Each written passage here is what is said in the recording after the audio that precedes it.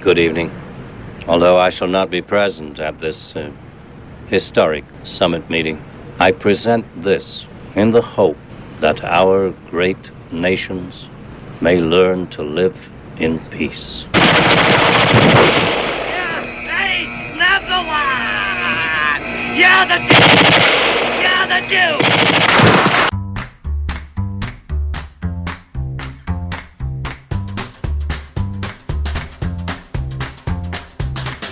Quiet, numbskulls, I'm broadcasting.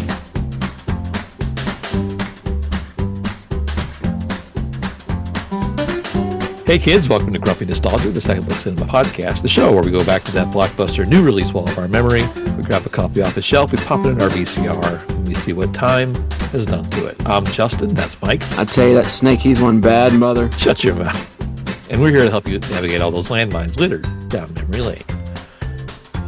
Eyes of K's, Mike. Well played. He had a lot of dialogue in that movie. Oh yeah. So guys, it's beginning of the year. Happy New Year to everybody. But for us, it's the end of their season. So I'm conflicted how to feel, Mike. It's the beginning of the end. That's right. So we're wrapping up our 5th season as professional podcasters, Michael. About 150 shows in. I don't know how we made it this far, but somehow people are still listening. So no accounting for taste, I suppose. But Dankeschön.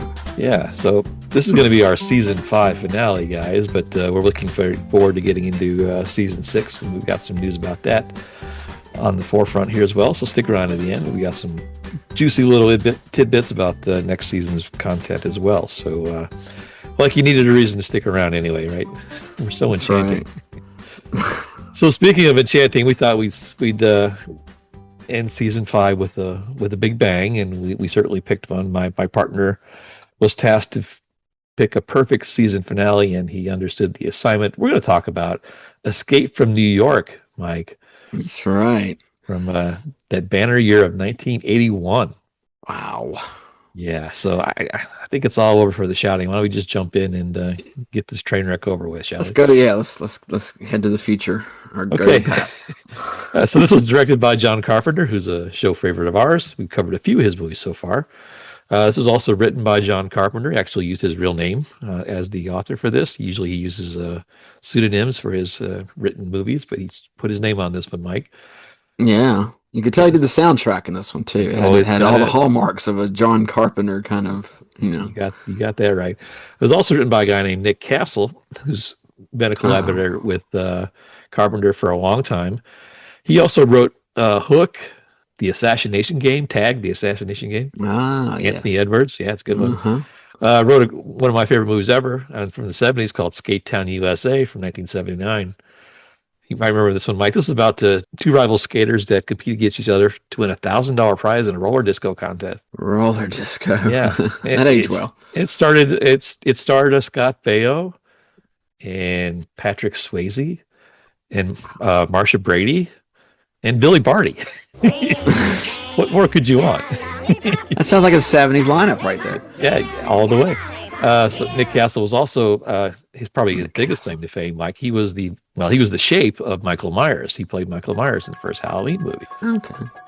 Only 5'10", but he looks bigger on film, I suppose. But yeah, it's the hockey mask. Yeah. Yeah. This was released on the summer of July 10th, 1981.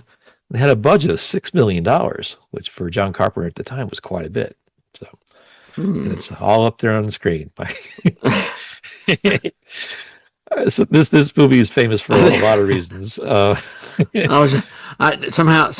the Ernest Borgnine food truck came to mind for catering. Well, that's one of the premier stars of the cast, Mike. So while we're there, why don't you go ahead and walk us through the rest of the stellar players that brought this screen adaptation to life? Yeah, I took a little different approach this time. I wanted to go to the cast as they appear in the movie. So let's do it that way. Hey, our star, Kurt Russell, appears as really the first, I'm going to say, known person in the movie as far as in the credits. Kurt Russell, basically, I think this is our first Kurt Russell movie, right? No. Oh no. What did I miss? How dare you? What did I miss? Stargate. Oh, that's right. Golly. Well, anyway, let's say Sorry, folks, I don't listen as well as my co-host. Kurt Russell, yeah, we saw him grow up on screen. He was in a lot of Disney movies, and he really kind of changed his image once met John Carpenter, I guess, with this movie and The Thing. It's like, whoa, this guy cusses, and this guy's kind of rough. But yeah, he's Mr. Goldie Hawn, and it's kind of cool to see his kid, Wyatt Russell, kind of grow up on screen also, and it's like a spitting image puppet of him too. It's crazy how similar they look. Second star of our movie is Lee Van Cleef, who yes, a great grade B movie star. Everyone should know him from The Good. He's the bad guy from The Good, the Bad, and the Ugly, which classic Western. We've done movies that feature the ugly and the bad. Have we featured the good yet? I don't think so. I don't think we've had Mr. Eastwood on the news. But he's also in another Clint Eastwood movie, Fistful of Dollars, where he's kind of a he's kind of a good guy, but not really. But he's most known. For being in a TV movie called Master Ninja, where it's like it was kind of a failed TV series, let's say, with Timothy Van Patten. Hey, speak for yourself, pal. Yeah, no, it's failed. You watch one episode. Donald Pleasence is in this movie as the U.S. president, and I have to question our taste. It's bad enough who we've elected the last couple of times, but Donald Pleasence, I can't imagine us electing him. That's a little weird to me. He's English for starters. Yeah, well, he's snivelly. Any movie he's been in, he's always kind of, he's obviously a bad guy most of the time. You think of movies like Puma Man and, James Bond movies, just to name a couple. He's one of John Carpenter's go-tos in the Halloween. He's in at least 2 or 3 of those, right? By far the worst doctor, Dr. Loomis, the worst doctor. Yeah, he is the worst possible psychiatrist. You do not want to go to this guy, please. All he wants to do is kill his patient. Yeah, exactly. But yeah, he's your president in this one. Ernest Borgnine, as we mentioned before, he appears in this movie as Cabby. Again, like I said, he's maybe like Donald Pleasence was kind of in that grade B, area where he had already kind of passed his prime. This is post Poseidon Adventure, what was the Santa Claus movie he was in? The Wizard, the Merlin's Magical Shop of Horror. Where he told horrible stories to little kids. That was when he was in his timeshare. With the tight sweater. Another Kurt Russell ex-wife appears in this movie. Susan Hubley. She was known for just being in a few movies in the late 70s and early 80s, pretty much because she was Kurt Russell's wife, but that's another story. She was in the movie Hardcore with George C. Scott, Mike. Well, that's probably how she got this. Adrienne Barbeau. From Cannonball Run fame and Swamp Thing, and she's famous for a couple of those things. Harry Dean Stanton. One of those character actors you point at the screen, you're like, hey, wait, he's in that. Most famously he's in Repo Man, which is probably my favorite role. Confirming the theory that even no matter how bad the movie is, if he's in it, it's probably pretty good. Yeah, he does. Yeah. I think he's been in a couple of Jack Nicholson movies, and he just, like I said, he's always that character actor. He's a loose cannon. He's going to be a little crazy. He's going to be a little bit off, kind of like that Brad Dourif kind of like, He in this movie he plays the Brain, which or Harold, if you want to call him that. And then my final big character name in this is Isaac Hayes. The hot buttered soul man himself. As the Duke, he's kind of the main villain? ? I hear he's A#1. The Duke of New York, A#1, the big man. He is A#1, and he is the Duke. And I want to mention a couple characters that appear in the credits. Buck Flower, you may remember him from They Live. I think in They Live he was a drifter or a bum and becomes rich, and in this movie he's a drunk. So, he really expanded his... Go with what you know. And like I said, his resume before this movie and after was crazy as far as being in the, let's say, the soft porn industry. So good going for Buck. There's a couple of characters named Cronenberg and Romero. Yeah. It's like nod homages to Carpenter's peers. Some fellow directors there. And I also liked in the credits where I think this is the only credits we ever had at the end where it has a guy who plays a punk, a bum, and a drunk all in a row. And I think that was fabulous. That's typecasting. And then a slight cameo from the guy in our last movie, Running Man, was Roger Bumpus. He appears as a dancer in a brief little role, and you might know him as the voice of Squidward. Let's get that poop from Squidward. SpongeBob. Yeah, there you go. So there you go. That's your cast. Well done, Mike. So some notes about the making of this film. This was originally written in 1974 in the aftermath of the Watergate thing in the U.S., and he was trying to get it made, but studios felt it was too dark in its theme. But then the success of The Fog and Halloween kind of changed their mind. They kind of gave a blank check to make this. Another thing I found interesting, anybody in Hollywood, if you're listening, please turn up the volume here and pay attention. The director of photography for this film, Dean Cundey, used a special lens to max out the amount of light he could pick up in a low light setting. So he knew the set was going to be dark and not very well lit. He decided to get a camera that was specially designed to pick up light so people could see the movie. Oh my gosh. Can you believe that? A trend that most of Hollywood has forgotten about. But back then they used to care what the audience could see. But there you go. So special thanks to Dean for that one. Mm-hmm. This was set in New York, of course, but it was shot in St. Louis for the most part. There's a few long shots in New York, of course, but the majority of the sets were shot in St. Louis. Yeah, it either looked like St. Louis or East St. Louis or maybe Detroit. Yep, and they were plagued with mosquitoes for the entire shoot, Mike, which I can attest to. It's pretty horrible there. Russell turned down the TV show role Buck Rogers in the 25th Century to take this movie. He was originally cast for that, and the role eventually went to Gil Gerard, who unfortunately I hear just passed away. Oh no! In the last few weeks, so. Who's Dragon Con in Atlanta again to get to be their marshal for the parade anymore? It was a perennial kind of figure there, wasn't he? So, but yeah, I was sad to hear his passing. So, Tweaky, light a candle in the window for us, will you please? What a bummer. Oh, no. So, some other notes about the casting. Russell got the role, of course, but originally the studio wanted someone like Tommy Lee Jones or Charles Bronson, which I could see that happening. Russell put on his iconic eye patch minutes before the first shot. Didn't tell Carpenter.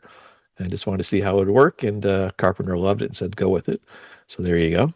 This came out in 1981, as we mentioned. Some movies that were in the theaters before this movie came out. So, Mike, listen to this.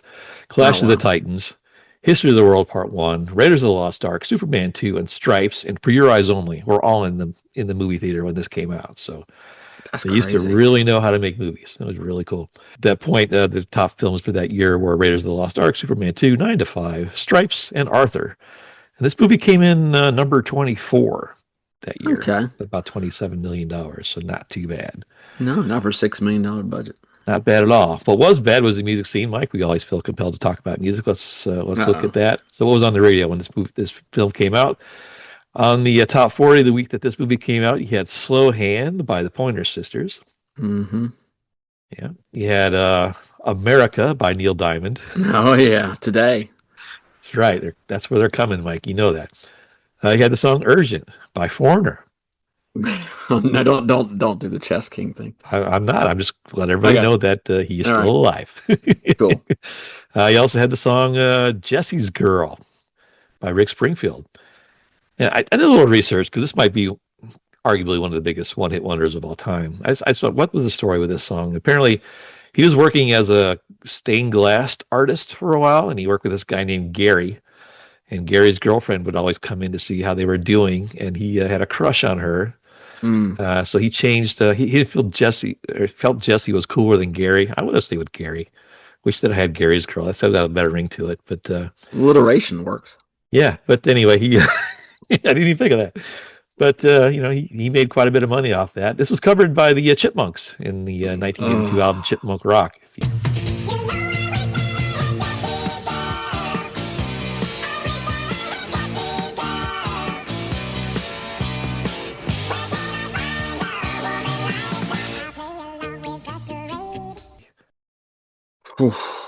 Better arrangement. You might want to check it out. And then wrapping up the songs on the top list, there was Tom Sawyer by Rush. A little different than Jesse. Hey, what you say about his company, Mike? Be careful. Yeah. Some other things going on in 1981. You can get yourself a really good VCR somewhere in the range between $600 and $900. They're just kind of new, as you recall. We were also enjoying the royal wedding that year. This is the year that the aerobics phase took over the U.S. Let's get physical. That's right. A bunch of moms would get in their leg warmers, hit the gym. Donkey Kong was 1 day old the day this movie came out, Mike. Amazing. That just something now. And some other things that were going on in pop culture history. Of course, this was the year that MTV premiered. And I say that only in memoriam because, as we all know, MTV is no longer a thing. It died many years ago. Well, yes, but it's been official. As of January 1st, 2025, MTV is no longer in existence.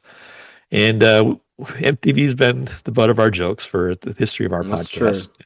So I feel compelled to at least mention their passing. But around 1981, they were actually pretty cool.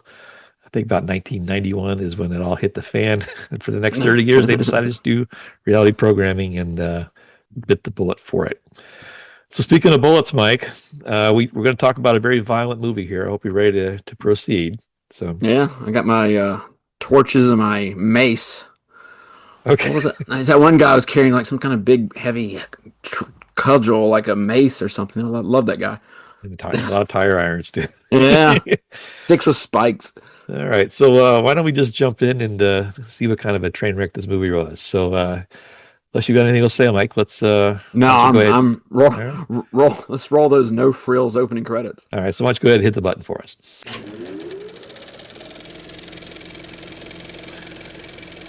So we open into a very dystopian 1997, or now, as the film lets you know.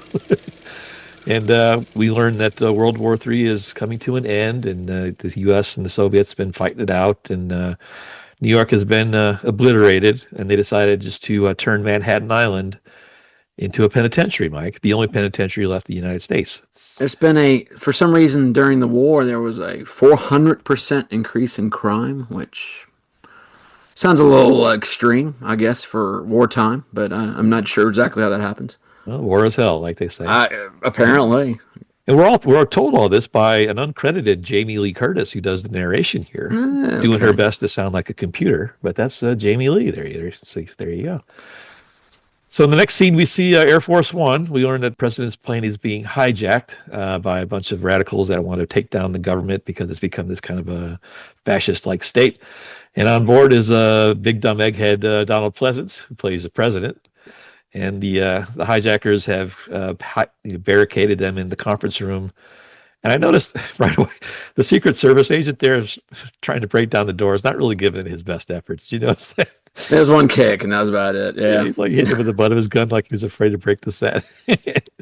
But they give their last speech, and they tell radio control that they're taking down the plane. They're headed right into New York, Mike, and it's scary given our history now that seeing a plane headed towards the two towers in Manhattan wasn't really cool. But you get the graphic of a plane hitting a building, which if you weren't sure where the budget for the $6 million went, it wasn't into showing a plane hitting a building. So yes, so you see the plane flying over New York and headed towards the World Trade Center, and luckily for us, there's a little escape pod in Air Force One, a little red egg, and for an egghead. And our resident egghead jumps in there with of course he's got a briefcase. How did he get elected? How? He's got a briefcase chained to his wrist, and in that are some documents. But of course, there's a tape in there that contains the secrets of nuclear fusion, and this is their big secret to end the war. Mike, he's going to share that with everybody, and so it's important that these two things make it out safely. And there's more to that. We'll get to that later. So they're flying over New York, matte painting of New York. By the way, if you're curious, the matte paintings here were actually drawn by Jim Cameron of Avatar. Yeah, I saw that in the credits. Okay. Actually did some secondary shooting here too, so he got some time working on this film as well. Really kind of motivated him to get into film. So Big Donald crashes into New York, and his little pod is tracked. And of course, the warden of this penitentiary is Lee Van Cleef, Mike. His name is Bob Hawk, and he's called in to do a rescue. And he gets in and he drops in to the penitentiary, and this Dragon Ball Z guy called Romero tells him to get lost. And he says, "If you Like a racer head or something." yeah, he says, "Where's the president?" He goes, "Leave in 20 seconds. We're going to kill him." And he just counts it down, and so ever the thinker Lee just turns it and hightails out of there. So out of options, Lee Van Cleef offers the. Do you like his earring, by the way? I loved it. Yeah, the big hoop. I didn't know why. You talked about Kurt Russell adding the eye patch. I wonder if Lee Van Cleef showed up on set. And he's like, what? I'm wearing the earring. Okay, John, you're going to have to deal with it. Just go. So I did some research, and apparently Lee Van Cleef was only shooting for 1 day. That's all they could get him. Oh my God, really? And he had like a knee injury. If you notice, whenever he moves around, he's hobbling a little bit. Okay. And about 30% of what they shot was all blurry, came out of focus, and they didn't have a chance to reshoots because he wouldn't come back to shoot. So everything you see there, wow. all these shots were shot in 1 day. That was all. Wow. Yeah, not bad, right? That's pretty good. Pretty good editing for John there. So out of options, he decides to give this new prisoner, Snake Plissken, Mike. He's a celebrity. Apparently, everybody knows this guy. Apparently, he's a famous special forces guy that I'm sure he was, convicted wrongly of a crime he didn't commit, but he's thrown into this jail, and they give him an option to get a pardon if he can go in there and rescue the president, because he's got, of course, the special forces training. He knows how to fly a glider, so he reluctantly takes the job, Mike. He was trying to rob the Federal Reserve, and apparently everybody knows who this guy is. So did I actually think was he trying to get away with it, or was he trying to get caught? I don't know.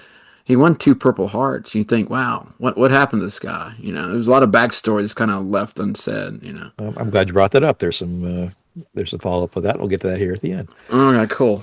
So Snake decides he's going to do it, but before he does, Lee Van Cleef's no dummy, right? So his mama didn't raise no dummies. So they implant some little micro vessel bombs in his bloodstream, Mike, that have a 24-hour half-life.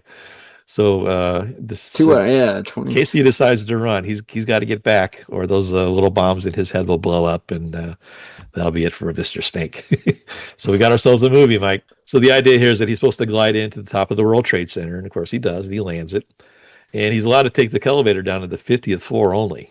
After that, he's got to walk it. And I thought it was funny there because what was their plan to get? I don't see Donald Pleasence walking up 50 flights of stairs. And he gets winded eating a ham sandwich. Remember that time we tried to walk up 30 flights of stairs at Dragon Con? We just about died. Oh, yeah, I know, right? We didn't want to take the elevator. Yeah, good idea there. So of course, he's Snake's landed into the penitentiary, the city actually, and he starts meeting some acquaintances here. He meets Cabby, of course, which is played Ernest Borgnine, who I think decided he would get paid every time he said the word snake. I don't know if you noticed that too, Mike, but he must have said the Duke. Yeah, there's some kind of stipend in there.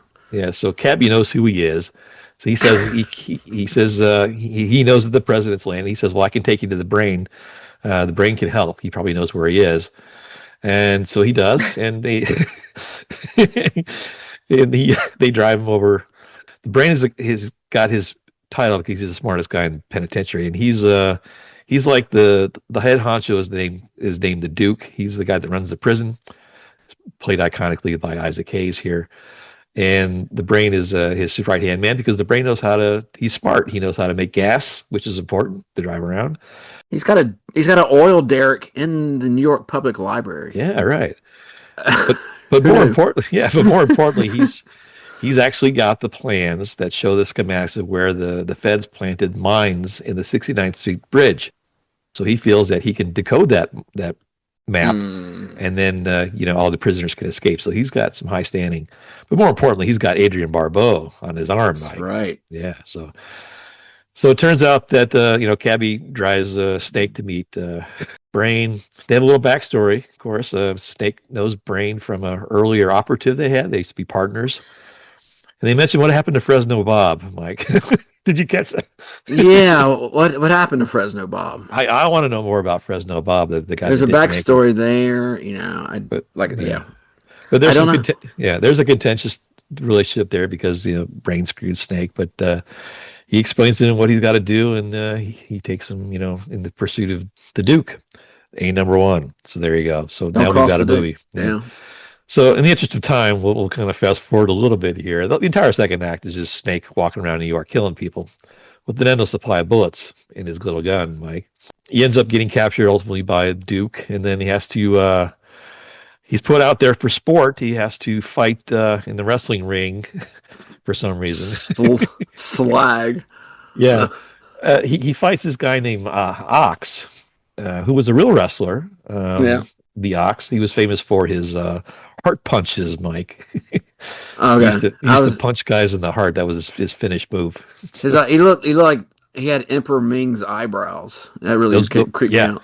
He had really big eyebrows and a big evil goatee and a big mustache. And that was all real. That was not a prosthetic. He actually that guy actually coiffed that himself. That was his gimmick.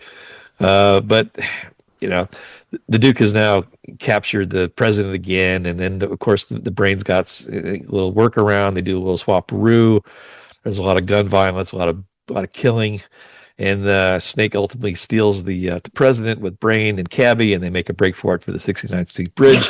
Deus ex Borgnine. He just shows up at the World Trade Center. I love when they go in there they tackle all the security guards and steal the president. And I let out this audible laugh when they cut to Donald Pleasence. He's sitting in his chair all tied up, and he's got a big blonde wig on. Oh yeah. If he dressed up for that Romero character, and the first thing I thought of was he looks exactly like Goldust from the WWE. but by this part of the movie, Donald's just had it. He's just fed up. He's like, whatever, just get me out of this film. So that they're making their way to the border wall, which is a 50-foot wall they built around the entire Manhattan Island. There's this big chase scene on that 69th Street Bridge. We lose Cabby when they run over a bomb that's undetected by Brain. It cuts the taxi in half, like a Three Stooges episode. Wow! Like the whole back seat falls apart. They all start running towards the gate, of course, and Harry Dean confuses his right and his left, and he runs over a bomb and he blows up. Yep. And then Adrienne Barbeau decides she's had enough of this movie too, so she decides to pull out her big pistol and shoot the Duke who's chasing him in a car that's littered with candelabras on its.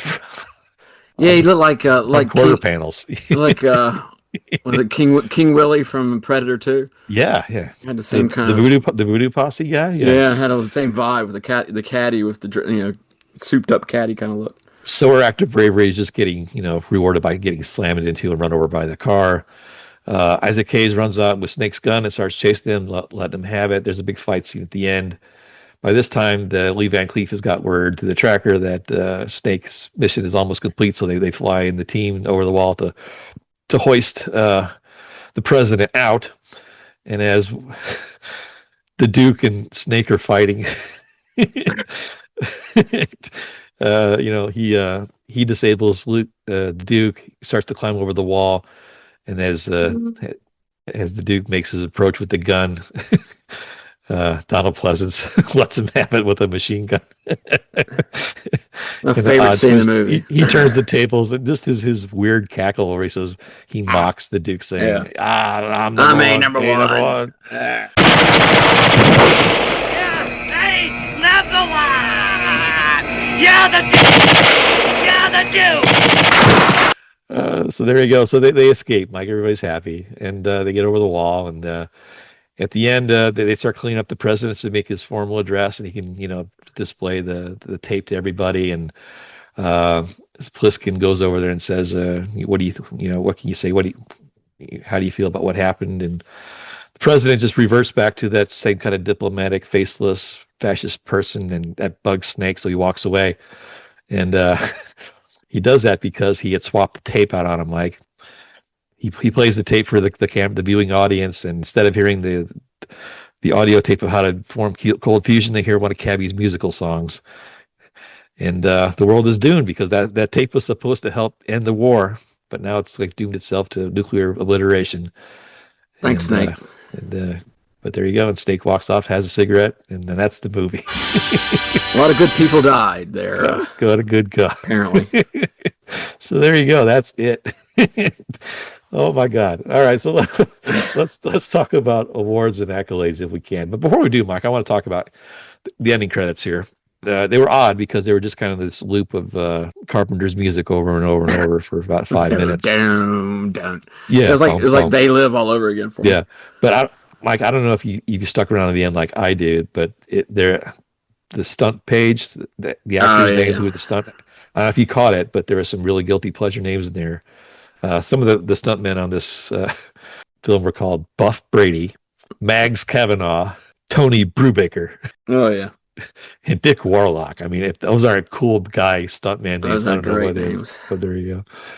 So awards and accolades. Let's get to it here. So this made $25 million, Mike. It doesn't sound like a lot, but you got to remember this is 1981. You got to multiply that number by about 6 now to get a true adjusted for inflation view. So a big hit. It was ranked. It's Entertainment Weekly's #1 guilty pleasure movie of all time, which I think is appropriate. It made the top 100 heart-pounding movies of the AFI, so that's something there. Heart pounding movie. No major awards or accolades in terms of anything like Oscar-worthy, but did get 4 Saturn nominations for Best Film, Best Actor. It did not win them, of course. Right. It led itself to a sequel in 1996 called Escape from L.A., which I have not seen, Mike, but given the weight of this film, I'm dying to see now. Yeah, all I remember is the trailer had a scene of Kurt Russell's character surfing, like on this That's really all I remember. bad green screen, and it was really looked so cheesy. I was like, no. Wasn't he surfing with like a black leather jacket on, and Peter Fonda was with him too, wasn't that? I don't remember. It was really silly. Am I misremembering? Peter, I think we need to see that, Mike. I think we put it on our agenda. But there you go. A 2016 remake was scrapped in favor of a prequel, as you were mentioning. We could know some of that backstory. Supposed to star Liam. What's the guy's Liam Henson? Hemsworth from the Avengers. He was tagged to play, but that's in development hell. But it's still in the works, so we might get to see a prequel of how Snake Plissken came to be. I want to. The only backstory I want to know about Snake Plissken is why he decided to put that snake tattoo on his stomach instead of his chest. Yeah, I would have hurt like hell, wouldn't it? Yeah, but I guess the stomach tattoo, I don't know. It looked oddly placed. Let's just say that. It did look very tough. It's for the ladies, okay, Joss? All right, so this is a big hit. It really triggered a lot of interest in like post-apocalyptic movies and dystopian movies. A lot of movies came out, borrowed this theme pretty heavily, so that it helped to produce that wave of movies like Road Warrior and the like. So that was cool. But there you go. So I'm still a little hungover from seeing it. I won't mind you telling you this, but I think we should probably give our 2 cents on it. So, Michael, let's do our grumpy meter. This is kind of the premise of the podcast, where we go back and look at films from our formative youth, and we watch them again through the eyes of grumpy old jerks and decide how our opinions change on them one way or the other. So, Mike, why don't you take the first go? Let's talk about the first time you saw this and your most recent watch, and what changed, if anything. Never seen it before. I've seen scenes from it before. It has that iconic movie poster that has like the Statue of Liberty's head broken off and just sitting in the street. Yeah. Which oddly in the movie, that Statue of Liberty is actually the only thing that's really in good shape around New York. Yep. Anyway, but yeah, it was it was a good action movie. I can see why it has been kind of copied or aped. It's a good story. I mean, when you think about like a whole giant city or a place, it's like a civilized area being turned into a prison. Yeah. We've seen that done, and since this movie came out. But they actually have the story of a president getting, captured. And then they have the ticking clock of a summit meeting in Hartford, Connecticut, and the possibility that our hero might, blow up by a certain time. That really makes, maybe that's why it won that award for being a heart-pounding movie. Oh, yeah.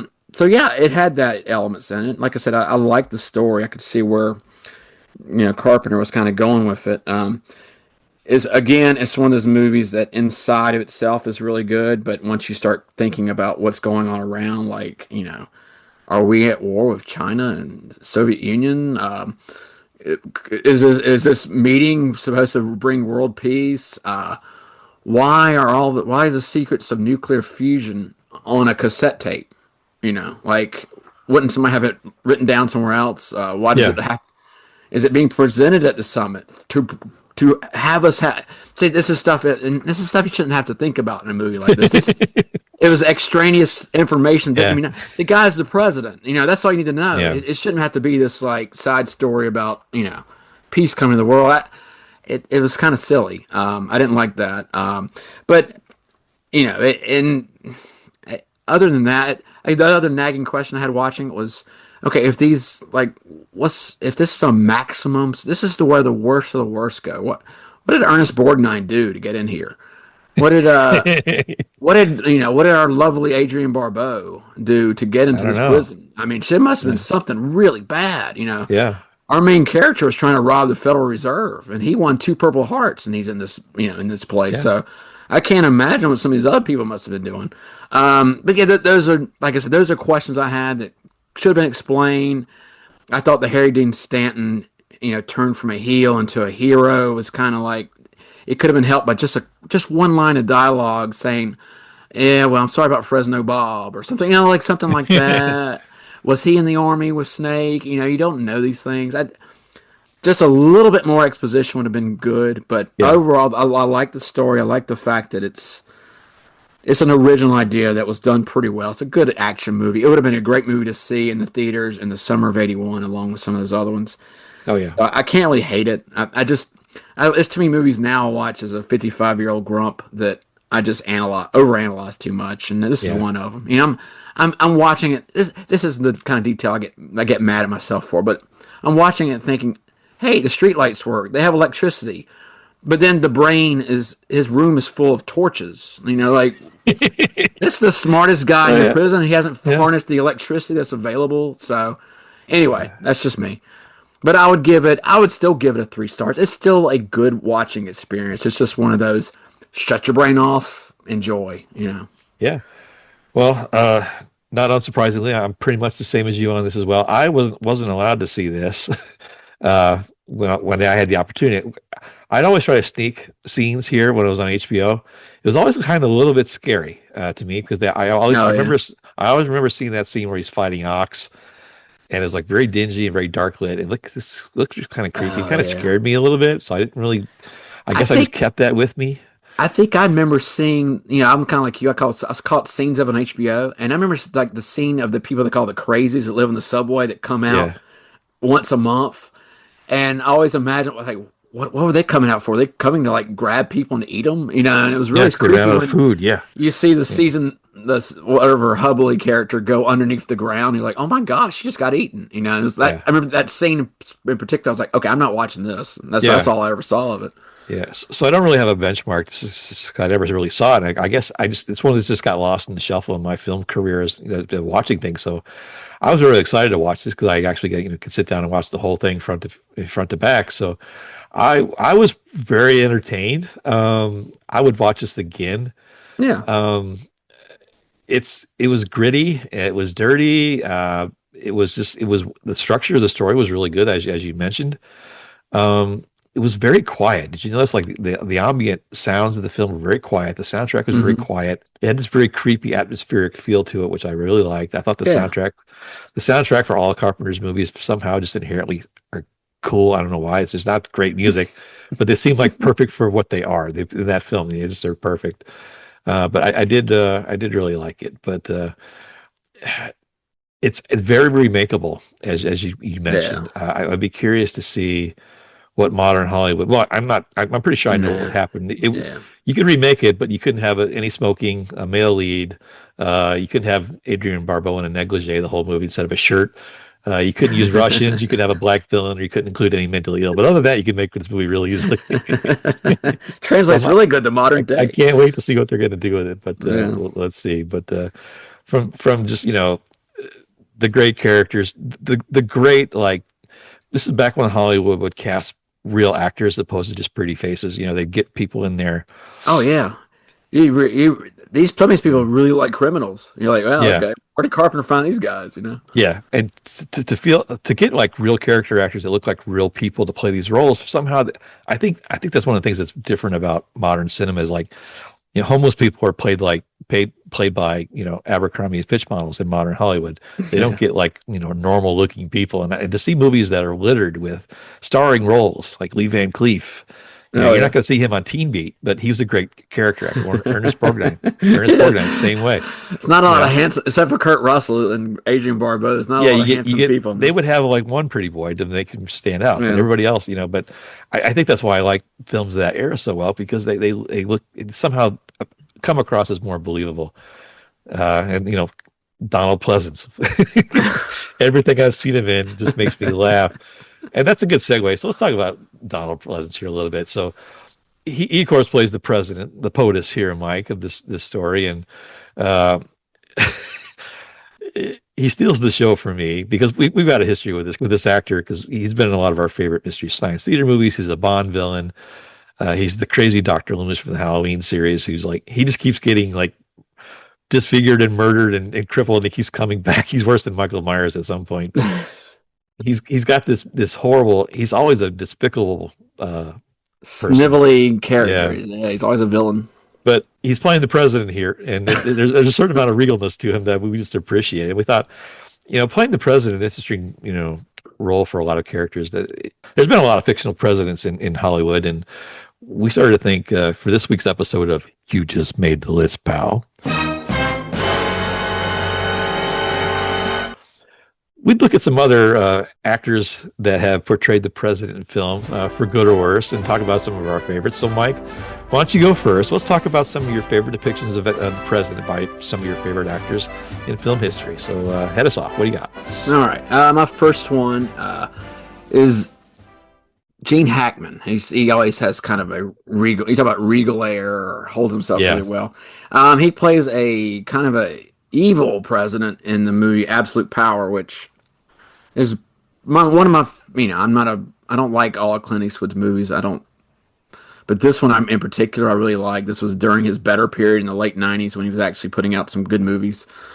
This movie stars Clint Eastwood as a jewel thief who actually catches the president in the act of beating up and killing a lady.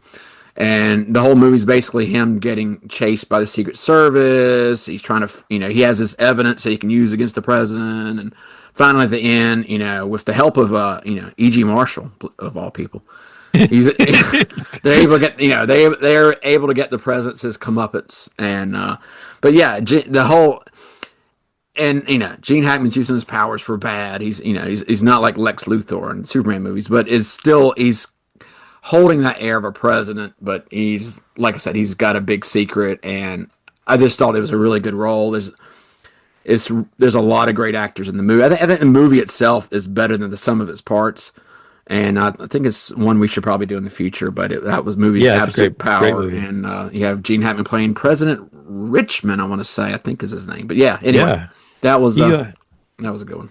He was also the president in, I think, Welcome to Mooseport or something like it was called. He played the president twice. Uh-huh. Yeah. Or he was also president of Australia. Don't forget about that. Oh, that's right. That's all he wants. He just wants Australia. Right. Well, my first pick, and Mike, if I steal this from you, I apologize. But no, it's okay. I'm going to go with President Camacho from the movie Idiocracy, played by Terry Crews. That's a good one. He plays the president here in a differently dystopian future where everybody's just stupid. Yes. And the parallels to modern history are a little too creepy, but I won't get into that. But his real name is Dwayne Elizondo Mountain Dew Herbert Camacho, Mike, in case you're curious. But I love his portrayal. He basically plays a professional wrestler who becomes the president. He's got his hot iron straight hair, and he walks out to give the State of the Union with like walkout music and fog. Oh yeah. And there's a presidential parade where he's riding his trike, his motorcycle trike, drinking Red Bull and giving the crowd the finger. I love that in that State of Address where he's talking to his constituency. He says, they're in a famine because they keep giving like sports drinks to their crops. So they got to figure out they don't know what to do. That's right. So he tells his constituency he needs a solution. And someone out of the crowd goes, "That's what you said last time, dipshit." I got a solution. You're a dick. South Carolina, what's up?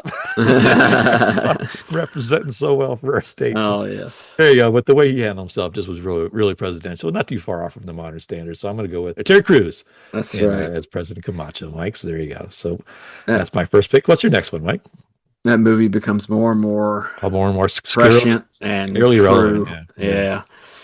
My second pick is it's one of those people you don't really know what he was like. You see grainy films of him, but I think this actor carried it pretty well. But it's Robin Williams portraying Teddy Roosevelt in Night at the Museum. Look at you, yeah. It's he's in a couple of those, but it's how you imagine Teddy Roosevelt, guy who's just rough and ready and just gonzo about everything, and I think it's probably one of the best casted presidents I can think of, besides I don't know, like maybe Jason Robards as U.S. Grant, but yeah, it was really well done. And like I said, you really don't know what he was like in person, but to have a Robin Williams portray him, it was just, like I say, working with Ben Stiller and being kind of a comedic foil for him in the movie, it really works well. And I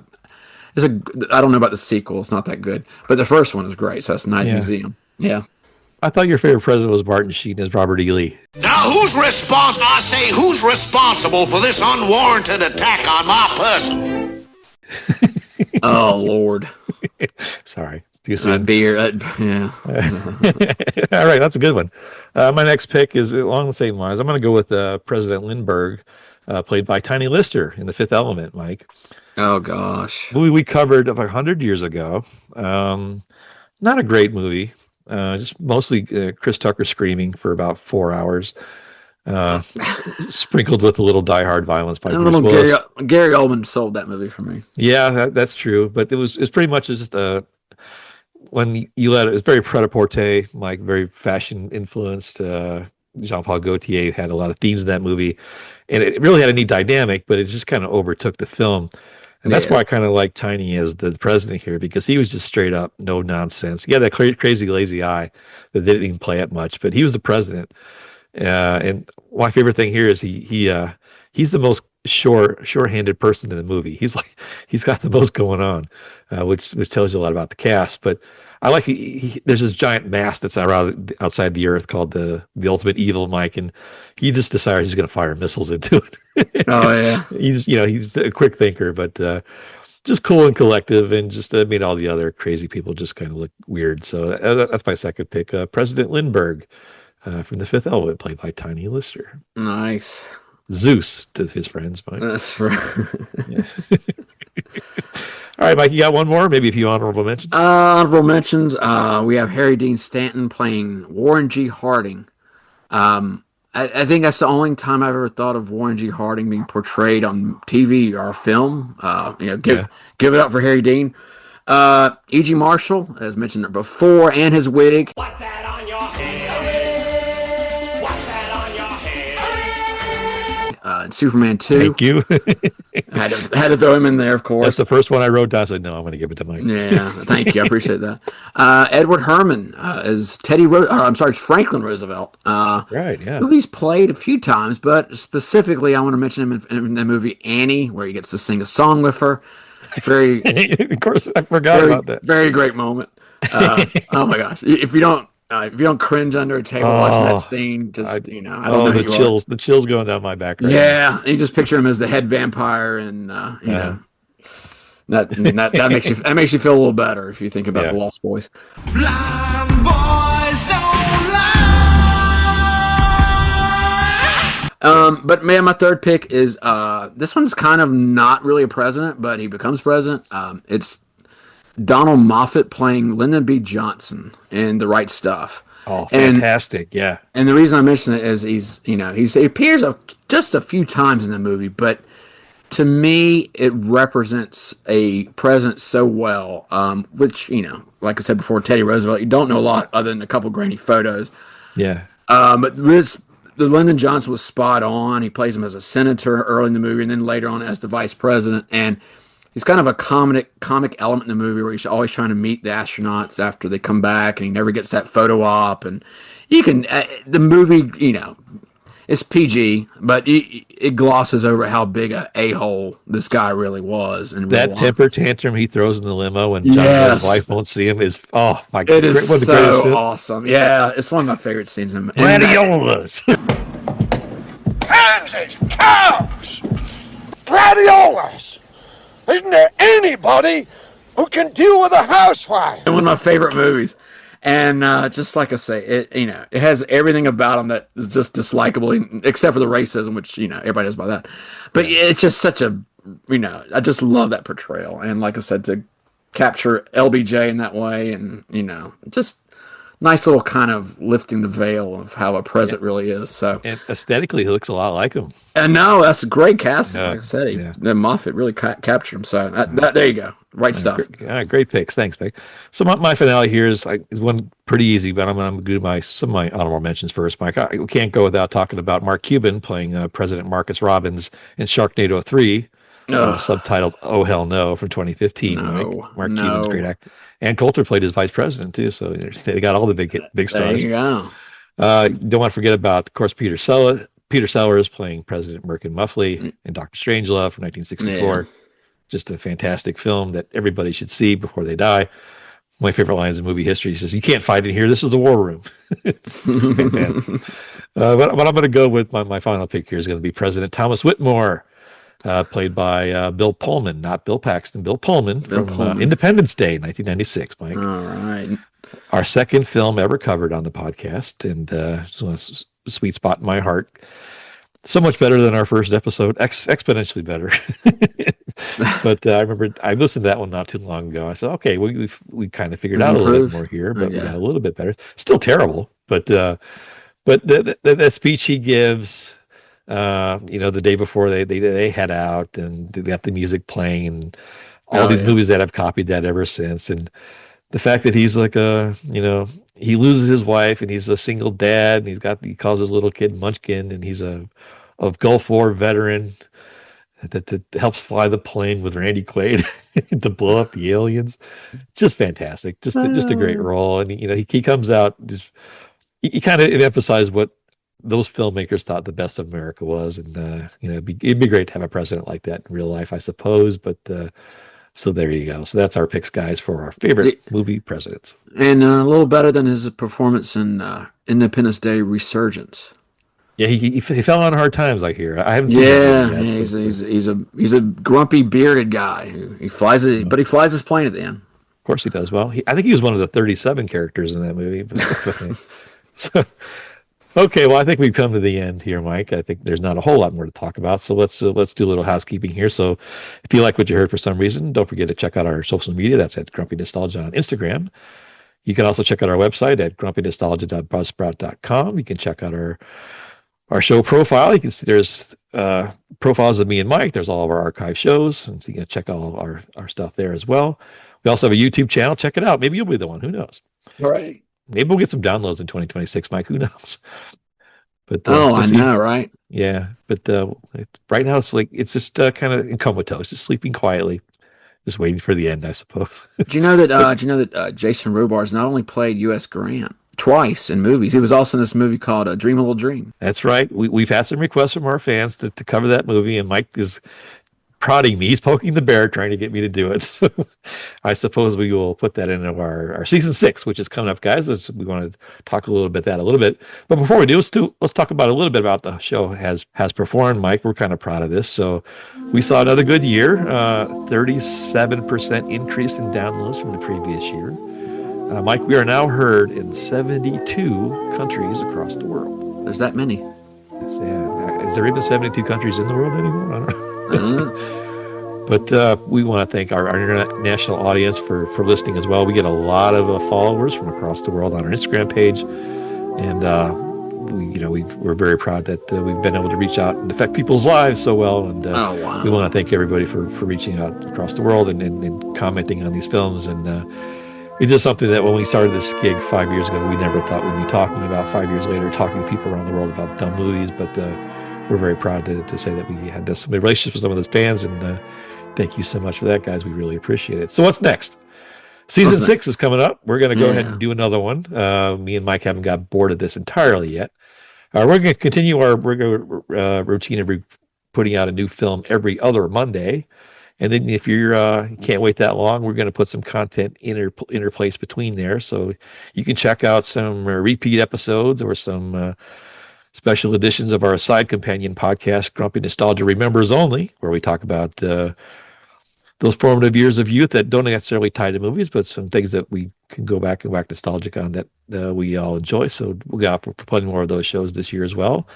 And breaking news, Mike, this year we're going to make it a point to go see some new and review some new movies that are in theaters. Oh, wow. Like that Anaconda movie that's failing at the box office. How about that? You want to watch that? Well, we're not going to see that one. Okay. But we thought it would be clever to go see a couple movies that, well, maybe that would be a good one to start with, because the premise is we're going to go see some new movies and then tell you why our movies are better. So it'll be like a Hold My Beer episode where we'll go see a movie, we'll tell you what happens and why not to see it, and if you want to see that, just watch these other movies instead. So that's going to be the intent there. So oh yeah, like that. It's like the website, Eat This Not That kind of thing. There you go. Say, watch this and watch that. So yeah. Mike, I think we just got a title. Thanks, like nicely done. So that's going to kind of wrap it up for us this time, guys. So again, we want to thank you for a very prosperous year for us as a podcasting team. Yeah, we had a lot of fun. This is a long year, and we went the entire year this year, but we look forward to breaking free and doing another season and just keep developing the relationships we've made with our listening public, and we just really like this a lot. So we want to thank you guys for listening and giving us the courage and the perseverance to keep going, because it's still fun for us. It's still real to us, damn it. It's still real to me, damn it! And we just enjoy doing it. So again, thank you guys so much, and Happy New Year, y'all. So, Mike, anything else you want to say to our gang before we head out of here? No, I got to hurry because I got some micro bubble bombs I had to remove from my neck. That sounds pretty gross. All right, so for Mike James, this is Justin, and we'll see you again next time. All right. Stop recording. How do you stop? Stop this crazy thing, Jane. I can't get down. I don't know how it works.